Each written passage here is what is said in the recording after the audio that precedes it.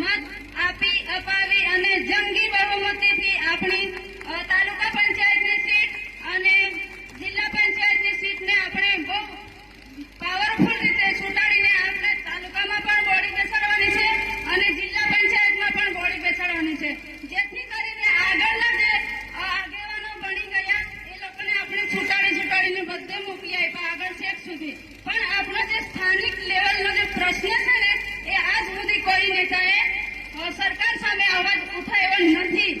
એના માટે આપણે છે ને એક મોકો આમ આદમીને આપીને આપણા જે શિક્ષિત યુવા ઉમેદવારોને તાલુકા અને જિલ્લા પંચાયતમાં આપણે ત્યાં સ્થાન અપાવીએ અને આપણા જે પ્રશ્ન છે ને એને વાંચા અપાવવા માટે એ લોકોને આપણે આગળ મોકલવાના છે. તો શું કેમ તમે આમ આદમીને વોટ આપશો કે નહીં? એક મોકો આમ આદમીને અને એક મોકો માળકા જિલ્લા પંચાયત અને આપણી આ માળકા જિલ્લા પંચાયતની અંદર 4 તાલુકાની સીટો આવે છે, બધાને જંગી બહુમતીથી જીતાડવાના છે. ભાઈઓ કેવું આપશો ને? પરિવર્તન જોઈએ છે કે નથી જોઈતું? અને આપણને આ નવા પ્રોજેક્ટો લાવે છે, આ જીએમડીસી નું ચાલે છે, આ હાઇડ્રો પાવર પ્રોજેક્ટ નું ચાલે છે, એમાં આપણને સરકાર વિસ્થાપિત કરવા માંગે છે. તમે જવા માંગો છો કે નથી? જવા માંગો છો? જે નથી જવા માંગતા બૂમા પાડશે, નથી જવા માંગતા નહીં પાડતા, હે ને? તો કેવું તમે પરિવર્તન ઈચ્છો છો ને? તો પછી આપણા અહીંયાથી આ હાપેશ્વરથી હમણાં સૌરાષ્ટ્ર સુધી પાણી જાય છે અને આરોગ્ય આપણું અહીંયા તો કોઈ ઠેકાણ જ નથી આરોગ્યનું. તો અને શિક્ષણ તો આપણે અહીંયા તો ઝીરો છે કહેવાય. શિક્ષણ તો ઝીરો જ છે, શિક્ષણ છે જ નથી. કેમ કે જેથી કરીને આ આદિવાસી બધા ભણી જશે ને તો આ સરકાર પાસે જવાબ માંગે, એના માટે આપણને આ સરકાર શિક્ષણ સારું નથી આપતી. એનું બી કારણ છે. અમારી જેવા આમ બોલશે ને તો કે આમ કરી દેશે તેમ કરી દેશે એમ કરીને આપણને બીવડાવશે, પણ આ વખતે બીવાનું નથી. અને આ સૌરાષ્ટ્ર વાળા આપણને ત્યાંથી અહીંથી પાણી લઈ જઈને ત્યાં આપણને ત્યાં ખેતી મજૂરી ગદ્દા મજૂરી કરાવે છે ત્યાં, અને ત્યાં આપણી બેન દીકરીની ત્યાં ઇજ્જત પણ લૂંટાઈ છે. આ કેટલું યોગ્ય છે આપણા માટે? નથી ને યોગ્ય? તમારે વિચારવાનું છે. આપણા વિસ્તારનું પાણી ત્યાં જઈને ત્યાંના માણસો માલદાર અને પૈસાદાર થઈ જાય છે અને આપણે ત્યાં જઈને એ લોકોની ગુલામી કરીએ છીએ. અને આ ભાજપ સરકાર કે કોંગ્રેસ હોય કે અન્ય કોઈ બી પાર્ટી હોય એ લોકો આપણને ગુલામી જ કરાવે છે અત્યાર સુધી. હવે નથી સહવાનું, હવે તૈયાર થઈ જવાનું છે કે એક વખત પરિવર્તન આવશે. માળકા જિલ્લા પંચાયત અને માળકા જિલ્લા પંચાયતમાં આવતી 4 સીટોને જંગી બહુમતીથી જીતાડવાની આ તમારે બધાએ સંકલ્પ લેવો પડશે. અને આપણા વિસ્તારમાં આ હમણાં મોબાઈલમાં નવા આરોગ્યના પ્રશ્નો ચાલી રહ્યા છે. ત્યાં આપણા અમુક સ્થાનિક નેતાઓ શું કહે છે કે રોડ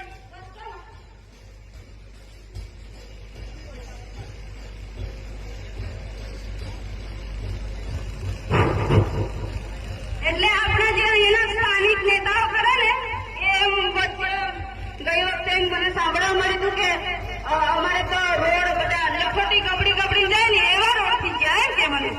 તો મેં કીધું રોડ કપડી જાય છે પછી આ મા બહેનો દીકરીઓ કેવી રીતના માતા વાળાને બાર વાળા કેવી રીતે નથી અટકાવતા? તો મારે એ બધા નેતાને કેવું છે કે રોડ રસ્તા અહીંયા આવીને દેખી જાય તો એમને ખબર પડે. તો મિત્રો બધા આપણી પાસે બહુ બધા અનુભવી છે, યુવાનો નેતાઓ બધા આગેવાનો બધા છે, એ લોકો કહેશે પણ મને બી 2 શબ્દ બોલવા માટે તક આવી છે. અને હું એક વિનંતી કરું છું કે બહેનોને અને ભાઈઓને પણ, ભાઈઓ તો જાગૃત જ છે કહેવાય, બધી મિટિંગોમાં આવે એટલે એ લોકોને ખબર, પણ સ્ત્રી લોકો વધારે ઘરથી બહાર નથી નીકળતા, ફરી નથી શકતા, એટલે આવી રીતના મિટિંગોમાં લાભ લઈ અને આપણું નિશાન ઝાડનું નિશાન છે, બધા મિત્રો જાણી લેજો. હે ને બેનો, તમને ખાસ ભૂલવાનું નથી, ઝાડનું નિશાન છે. બધાને હવે આપણે કાઢવાનું છે, એટલે બધાને ભાજપ વાળા કોંગ્રેસ વાળાને બધાને વાળીને ફેંકી જ દેવાનું છે. બરાબર ને? શું કરવાનું છે? ફેંકવું છે કે નથી ફેંકવું? પરિવર્તન જોઈએ છે તમને. પછી આવા નવા પ્રોજેક્ટો છે, જીએમડીસી છે, હાઇડ્રો પાવર પ્રોજેક્ટ છે, અને હાપેશ્વરને તો હમણાં નવું વર્લ્ડ હેરિટેજ સાઇટ ઘોષિત કરવામાં આવશે. એના લીધે એ લોકો વિકાસ તો કરશે, પણ આપણને ત્યાંથી 18 ગામોને ઉઠાડી મૂકવાના છે તો આપણને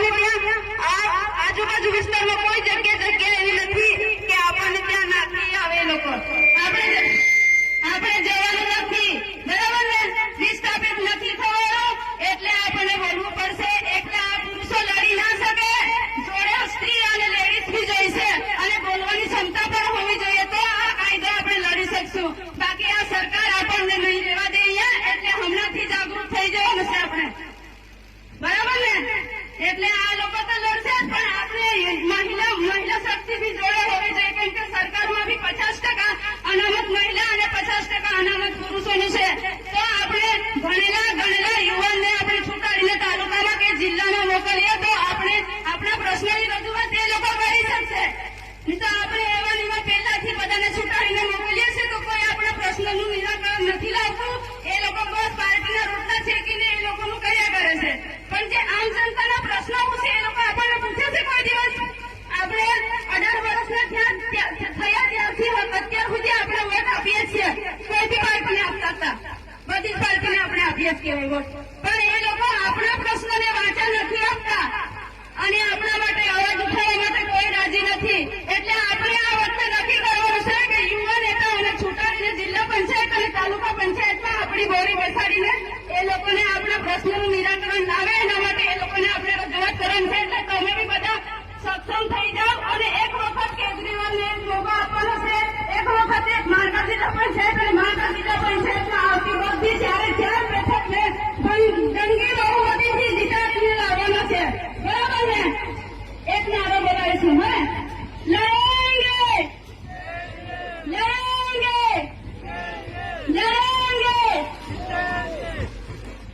મને અહીંયા મંચ પરથી બોલવા માટે વાર આપ્યો એ બદલ અને તમે બધાએ મારી 5 વાતોને શાંતિથી સાંભળી એ માટે બધાને જોહાર. Thank you.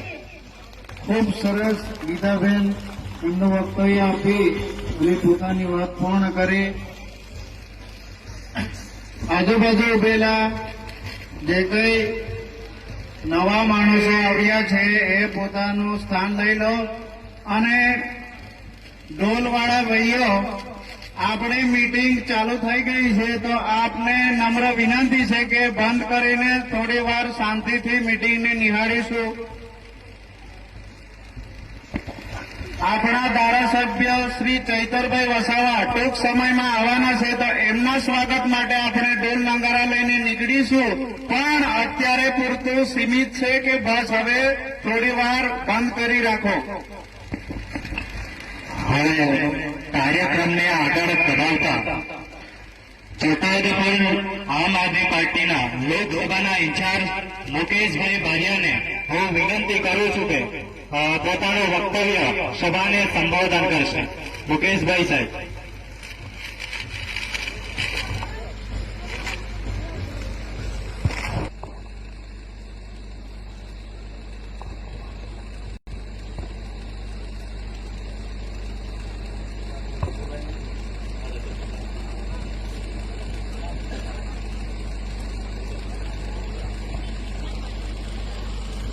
સંતોષભાઈ હાજર હોય તો આગળ આવ્યા.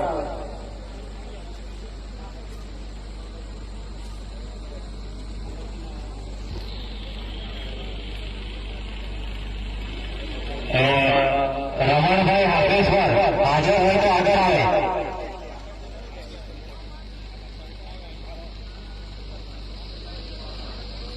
રમણભાઈ હાજર હોય તો આ બાજુ આવે.